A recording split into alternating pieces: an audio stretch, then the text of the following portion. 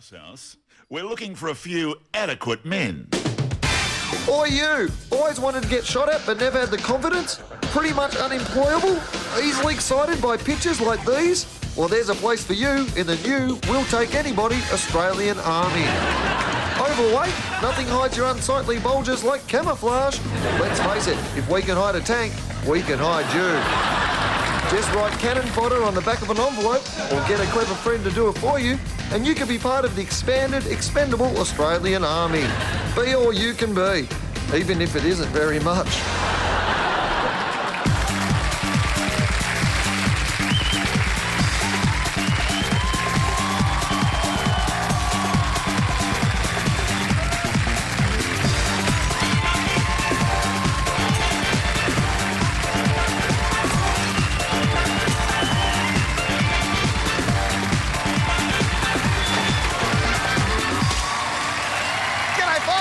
Welcome to the Glasshouse, the program that asks the question, if Australian TV is about to turn 50, does that mean it's going to buy a Ferrari and run off with a young, big-boob set-top box?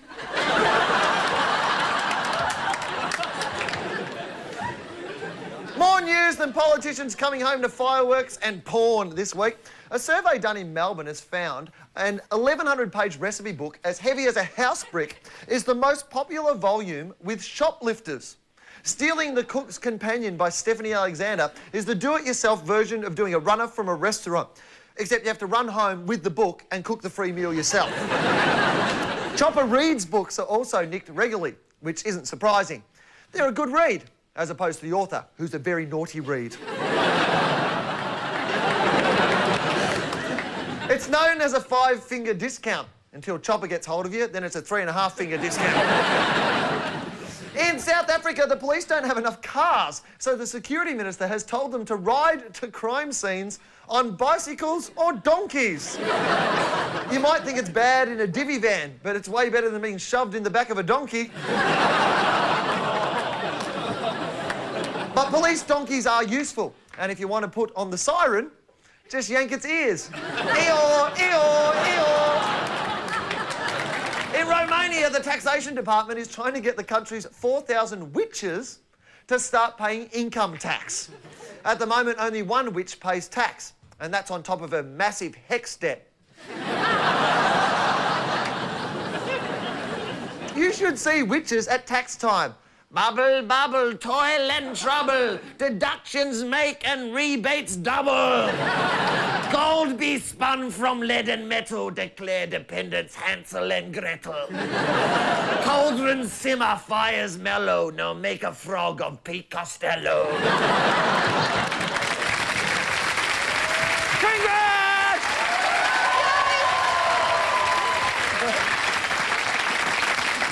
Crazy mixed-up news, serial willer.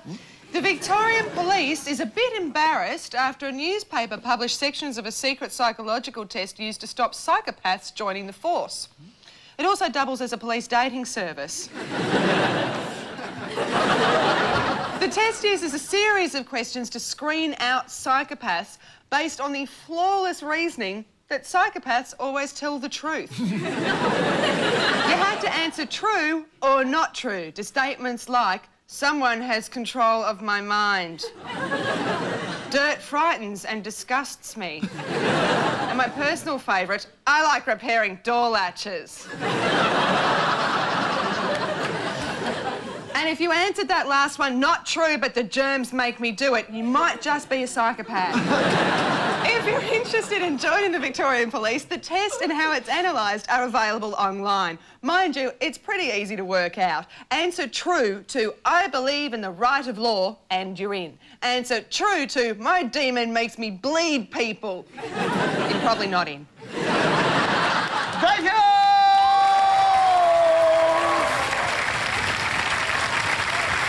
How are you, Hudson? Oh, I'm very disappointed this week, yeah. Why? Well, with state elections coming up, apparently the Green Party have told their candidates to sharpen up their image so they're more likely to be voted in. That is ridiculous. Do you know we've got a drought in this country? If those people start having showers now, we're all going to die of thirst. Seriously, if they cut their hair, do you know how many species are going to die because they'll have nowhere to hide? I love the Greens as they are. Keep it up, people. Don't have showers. Enjoy your lives. Smoke what your bloody party says. Is their name green stuff? Seriously, though, I remember when Peter Garrett was a Green. Remember when he was a Green? He was with the Labor Party. I rather him when he was a Green. You know, the Labor Party wouldn't want Peter Garrett to dance. I remember when he used to dance. He used to dance like a man who's been electrocuted. That's how I want my Greens. Get out there, go off, go nuts and bloody good on you, lot. Hey! Good luck. All right, let's get to it. Joining me, Corinne and Dave, to throw some stones in the Glasshouse tonight, fresh from the Countdown Spectacular, currently touring the country. Well, as fresh as he gets, Molly Meldrum!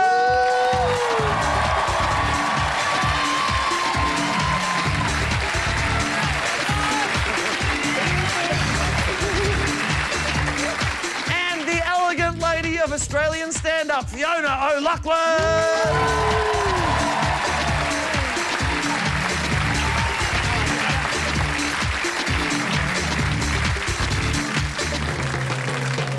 All right, movers and shakers. First up, FHM Magazine, which has voted Amanda Vanstone number 12 in their list of Australia's 20 scariest women. Alexander Downer is number 11. Naomi Robson is only Australia's 3rd scariest woman, but she is Australia's 5th sexiest horse.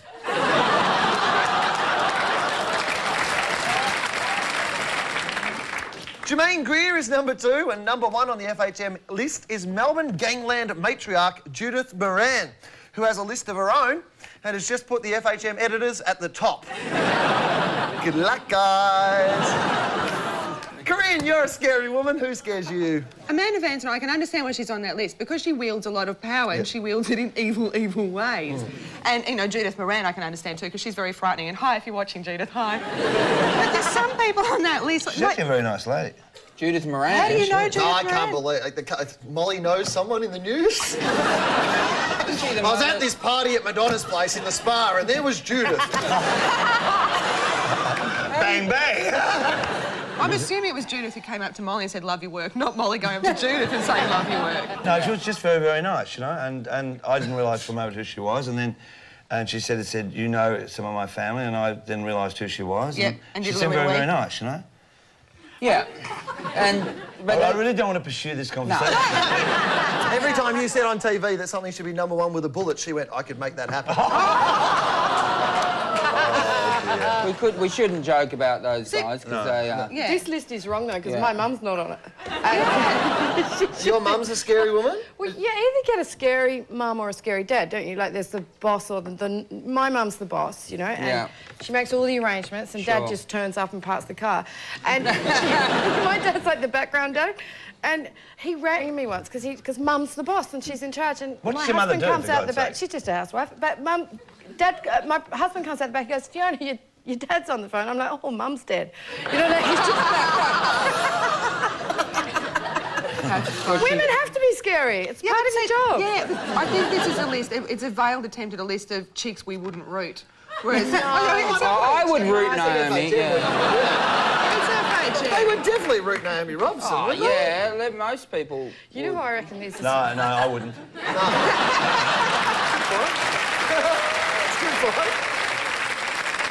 You know who I reckon would be a scary Australian woman is Nicole Kidman's mum?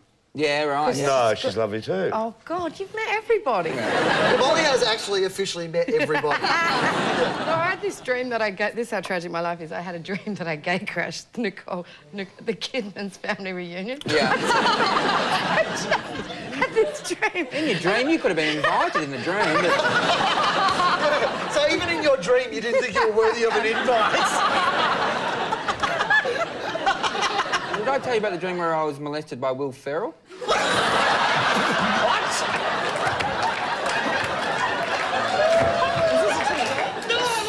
Was he wearing that suit from Elf? Oh. He was at my place. He was in front of my mum, too, you know. I was asleep, and then he was feeling sleepy, and she said, well, there's not really... And he came over and slept beside me, and he touched me. Actually, I find the Queen very scary. Yes. Really? Because she's having a crack at your title.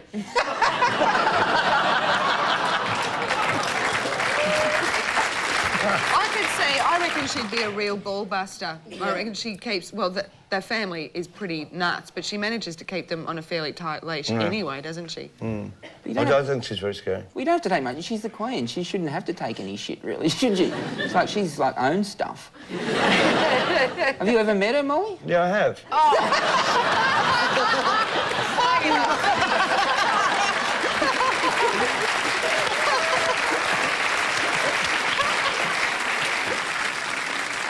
Our next mover and shaker is Australian biologist Philip Rhodes, who's going to build a cryogenic storage facility so he can deep freeze his parents and himself when they die. If his mum's anything like my mum, she's going to ruin the whole process by fiddling with the thermostat. I'm freezing. Isn't anyone else freezing? And even if you could come back in the future, why would you freeze your parents? They'll be tapping on the window of your cryogenic capsule. Wake up, Will! You're missing the best part of the century! Oh, Mum, just give me another 30 years. Fiona, you love your family to death. Would you freeze them? Not all of them. I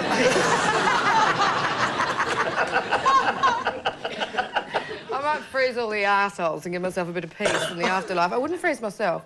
No. No. Well, you wouldn't want to... You don't want to come back? No, you don't want to live No, forever? I think I'm a bit old to come back. If I was, you know, in my 30s at my peak, I might freeze myself. I have to kill myself then. You're still a very attractive woman. Don't talk yourself down. Oh, well, thank you, Dave.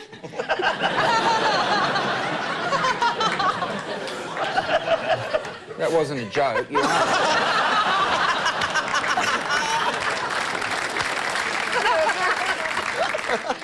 Look at myself today. I thought, you know, when you remind yourself of someone, I think you look a bit like Sylvester Stallone's mother.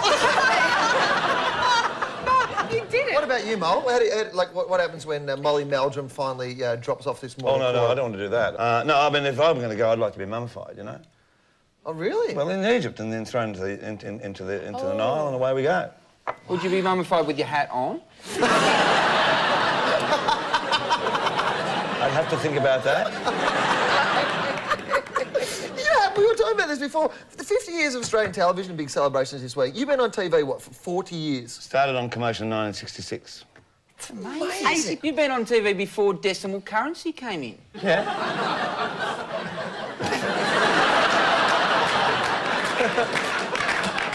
Which is how Dave likes to measure all time.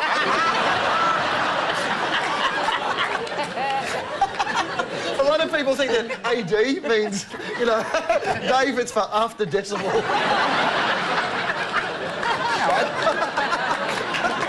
I was on television before you were born. I know, that is amazing. In Warrnambool, you know? And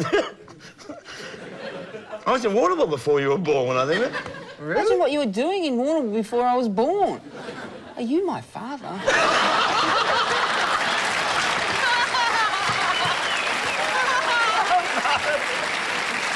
Oh, move on, please. Our favourite mover and shaker is a DJ by the name of Sean Rowley, who runs London's hottest club at night. It's called Guilty Pleasures and features the daggiest songs from the last 30 years. The definition of a guilty pleasure is a song you claim to hate but still belt out when you're drunk enough. They already have a name for that. Karaoke. A lot of the club's most popular songs are hits from the 70s and early 80s. People like to remind themselves of the days of big hair and shoulder pads. Now they've entered the days of no hair and incontinence pads. Harder to explain are novelty songs, which supposedly everybody hates, yet they do incredibly well, which I guess makes John Howard a novelty Prime Minister.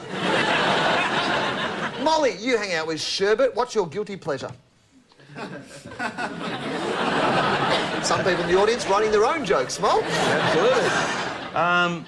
My secret pleasure actually is coming up again soon, and it's on grand final day, and as soon as it turns midnight and becomes grand final day, I put on the 1966 grand final and pretend it's 2000. Well, in this case, 2006, and I go through all the rigours, and I have the you know, and get have the drink out and go, yeah, we won the grand final. Woo, It's like St that, you know? Kilda won the AFL grand, the only one you've ever won, 1966. That's right. Well, I never saw it, actually. Well, Before decimal currency. The year I started in television. Guilty pleasures, what do you reckon, Fiona?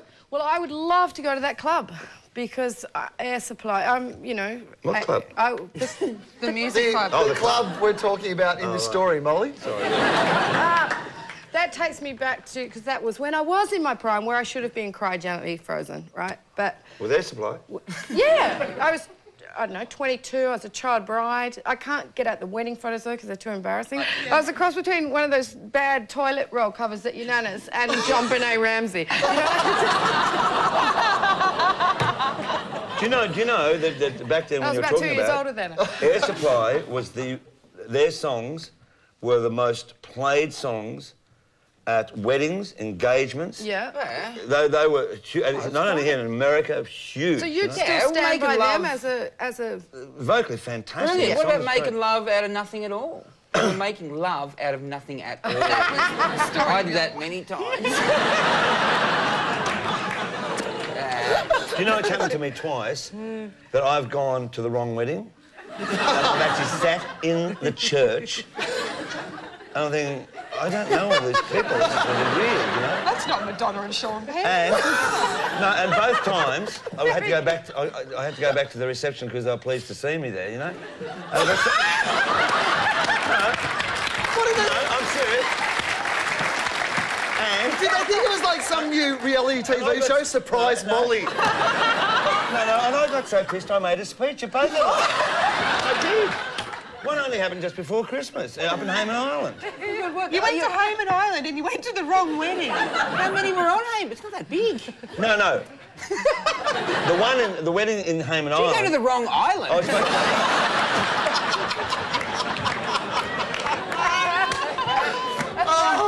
Explain it, Molly. We are intrigued by this one. so sweet, though. Normally I'm always running late for things. Well, they say I do, you know. The first one was a disaster because I was running early and I was so proud of myself. I'm on time in the bloody church. And I'm looking for my partner. I'm thinking, where in the hell are they? I just sat down and this was really embarrassing. And again, they invited me back, the whole thing. It turned out I was... It was the right church, the right time, but the wedding was a week later. And how did you go to the wrong one on Hayman Island? Well, no, I was at the 50th birthday on that one, and I walked around the wrong corridor, and they went, oh, Molly, like this, and I went, and there was a wedding. So then they hauled me in.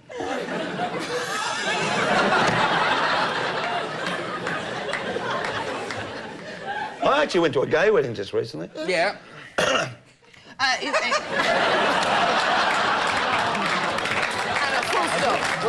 was a little bit Rain Man in Australia. That was the right wedding I went to, I can tell you right now. Yeah, in Australia, it was very nice. So it's not legally recognised here, is it? So No. Actually, this was because, you know the Peel in Melbourne? The Peel, yes, Hotel, I right? do, yes. Tom owns the Peel. He's Scottish. Hi, Tom. And he's Scottish, Oh. and he and Darren are both English, right? And they did it at the British consulate. Oh, so they were just... And then had a wedding reception afterwards. It was very nice. nice. Yeah, absolutely. They were in their kilts. It was very lovely. Yeah. They're good on them. Why not? Why wouldn't you be in your kilts? When They're Scottish. they're Scottish and they're... Well, and they like funny... Well, I've just come back from Scotland. The A great lot of gay spot. weddings happening up in Scotland, I believe. Will Did was you go to a there. gay Did wedding you in marry Scotland? anyone in Scotland? Everyone else was doing it. Actually, Will wouldn't know what he did in Scotland, quite frankly, would you? Oh, I love that you're lecturing on me on having a few drinks. Mister, I'm not at the right wedding.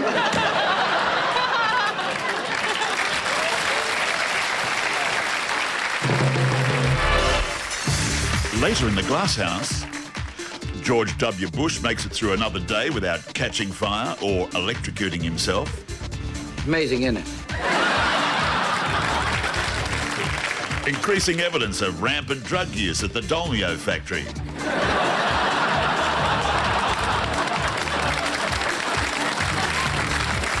And John Howard explains the background to all his government's major policy decisions. We don't have any understanding about the future. Tonight's question on the Glasshouse is, how would you make Australian TV better? All right, let's find some answers. Well, how would you like to improve Australian television? I'd like to put all the pollies on Big Brother. Would you like to see the pollies turkey slapped? Good on you. Yes. How would you make Australian TV better?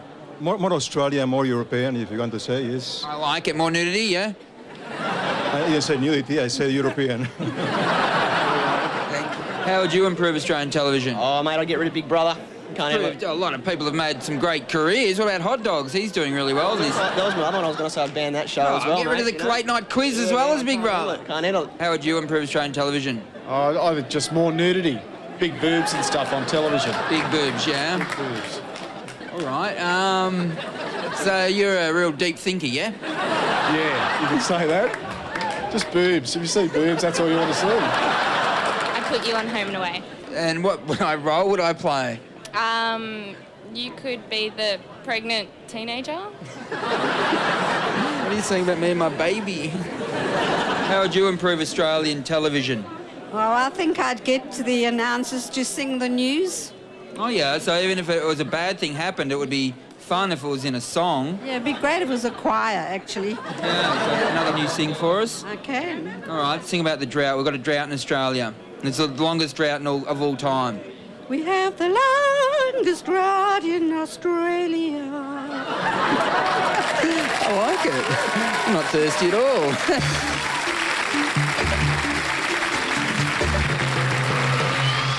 Yucky news for Yana. In 3 days' time, Australian television will celebrate its 50th birthday. It's a momentous event. 50 years of TV, or 35 years and 15 years of ads. To commemorate the event, 7 and 9 are both airing bigger primetime specials. The ABC celebration will be more low-key. It'll just be Kerry O'Brien drinking goon in a park.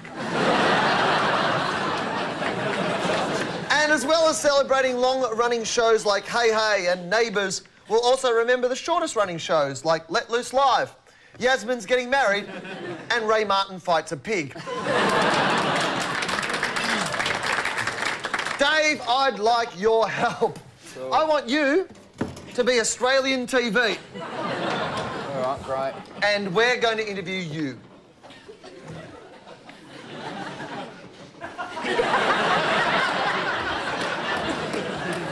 Are you jealous of his hat? First question, broadcast Hughes. How's it feel to be 50? It feels... Look, I feel old, but still relevant. You're like Molly Meldrum.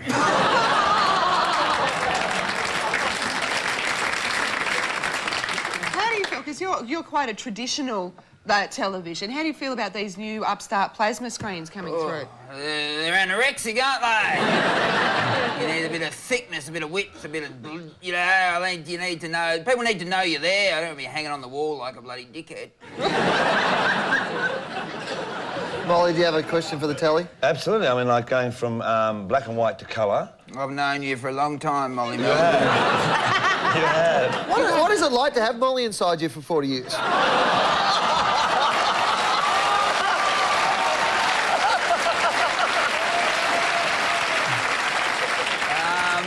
Molly's like an old pair of slippers, you know. He's worn out, but you wouldn't throw him away, would you?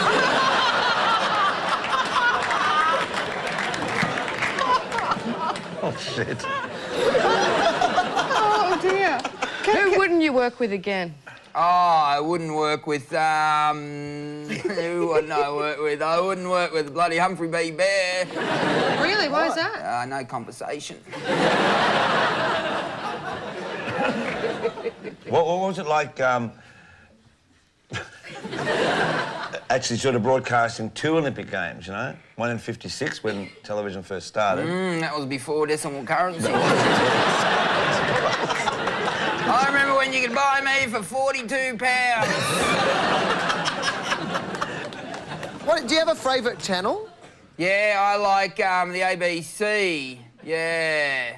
Love whatever they have on. Love all their shows. But I've seen you on Channel 10 as well. Yeah. Oh, I'm a TV, for God's sake! I'm all over the place. I forgot. God, I'm not a bloody Monopoly. Well, we can see into you. Can you see out? Yes, I can. So you can see into people's lounge rooms? Yes, I can. What's that like? Yeah, Well, it's interesting when they've got SBS on, I can tell you. Well, do your homework, young men. You've had Maggie Tabber in you a few times. I have, yeah. What goes on at the back of her head? Because it's all very tight, isn't it? Is it a part or is it... She's